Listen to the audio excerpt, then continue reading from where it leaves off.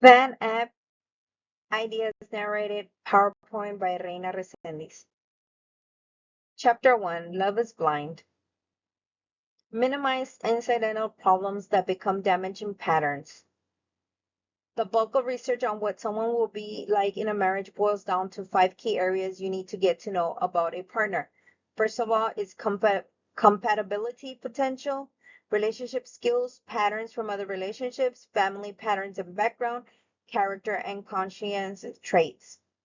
The love is blind phenomenon results when one of the two areas is lacking, head knowledge or heart knowledge. Head and heart were made to work together. If either one is lacking, the relationship is doomed for failure. Chapter 2 Jerks have no gender. There are 3 identifying features of jerks. It is their habit of breaking boundaries, their inability to see others' perspectives, and their dangerous lack of emotional controls and balance. One of the most common ways you can become set up to get involved with the jerk is by accelerating the pace of your relationship. It is crucial to realize that your ability to form strong loving bonds can betray you if you do not intentionally pace a new relationship. Good-hearted person who is more inclined to overlook and forgive a shortcoming than hold it over someone's head. Emotional bonding is intrinsic to relationships, and an understanding of how you bond provides a practical guide for pacing your relationship. This is the way to be immunized against the love is blind infection. There are 5 fundamental dynamics, and those are the depth to which you know, trust, rely on, have a commitment to, and have sexual involvement with another person. Balancing the 5 bonding dynamics determines the healthiness of your relationship and the clarity of your perspective on your partner.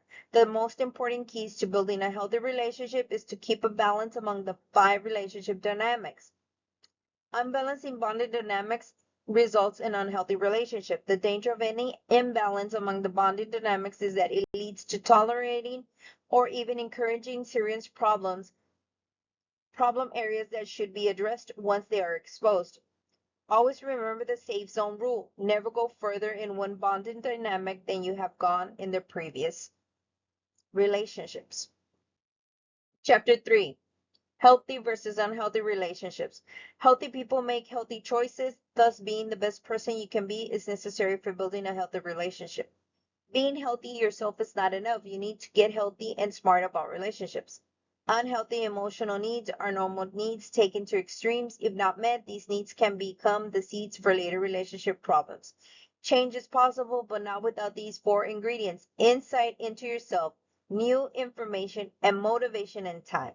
If you have unhealthy emotional needs, you may develop one of the 3 relationship patterns that attempt to interpersonally resolve what can only be fixed interpersonally, which is idealization, identification, and incarnation. Chapter 4 Do you really know the person? One needs to take their time in getting to know the person. Significant patterns cannot be seen in early stages of dating, so we need to take our time. To know means that it involves a process of increasing our understanding of union to the person with whom we are in a relationship. Experiences. To fully know our partner requires an accumulation of many experiences over a very long period of time. There's a big difference between merely knowing about somebody and truly knowing that person. We only tend to know a few personal things about the person, but it doesn't consist with the fact that you really truly know them. You only know what they want you to know. Balance is needed in a relationship. It is necessary between what you know about a person from talking and what you learn from your experiences in a relationship. There's 2 domains that provide this information, and that is the situational, which means that how a person acts in various situations. And then you have the relational, which means that how persons treat you through the course of relationship. Chapter 5 Finding Your Soulmate. This chapter consists of talking of compatibility, which consists of three dimensions: chemistry, complementary, and comparability. There's three areas we should compare with our partner, and that is the personality, characteristics, values, and lifestyles. Chapter 6, say what you mean what you say. The number one complaint couples bring to marriage counselors is a lack of communication. There's necessary tools that we need for good communications. Um, it cannot build an intimate relationship, nor can one resolve conflicts. We need good relationship skills because they help develop and maintain healthy relationships.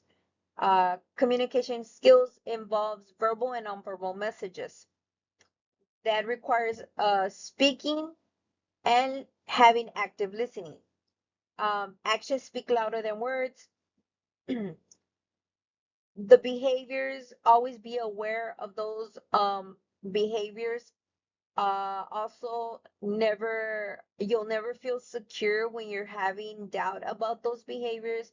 We tend to feel like we're walking on eggshells. We're careful with what we say or do. They tend to promote self-doubt in ourselves. We need to have a balance between talking and listening. And in there, we see the the acronym for SOLAR, imbalanced proportions of talking and listening. This will help in partners can lead to frustration if we don't have this, feelings of isolation over the years of relationship. Without good communication skills, active listening, a couple's intimacy and bond will eventually go wrong or erode. Chapter 7, patterns. Here, history repeats itself.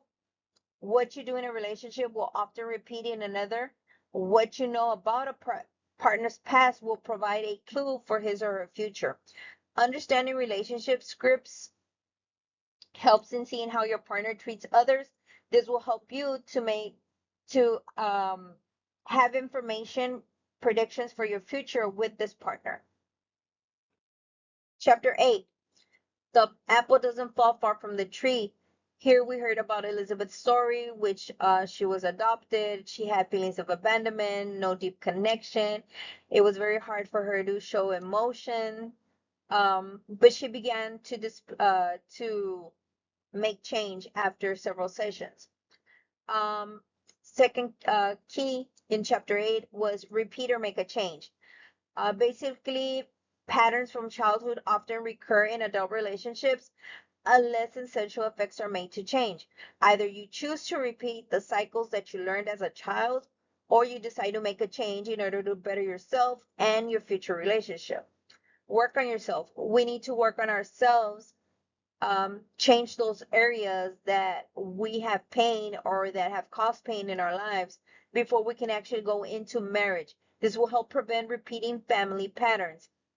Formation roles.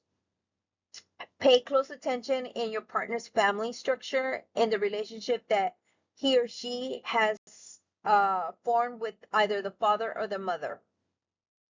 Chapter 9, Patterns of Consciousness. Here in this chapter, we learn what is the consciousness, and that is that it's our mind looking in the mirror, self-monitoring what one believes, the consistency by which our partner follows his or her own standards. Let our conscience be our guide. A healthy conscience without skills can become manipulative and self-serving. We have to have a healthy conscience. When we have that hunch or that doubt, let's listen to our conscience. For a reason, it's pinpointing that. A healthy conscience helps regulate moods, and an overactive conscience tends to be a neurotic person who produces anxiety, guilt, and insecurity. Always look for red flags. Do not be blinded by these red flags. Do not disregard the red flags or discard. There are three major areas for this consistency. And what are these three areas, or what are these three flags? Number one, patterns of your partner's consciences in a relationship. 2, patterns in your partner's family background, and 3, patterns of your partner's relationship to others. Those are your 3 flags.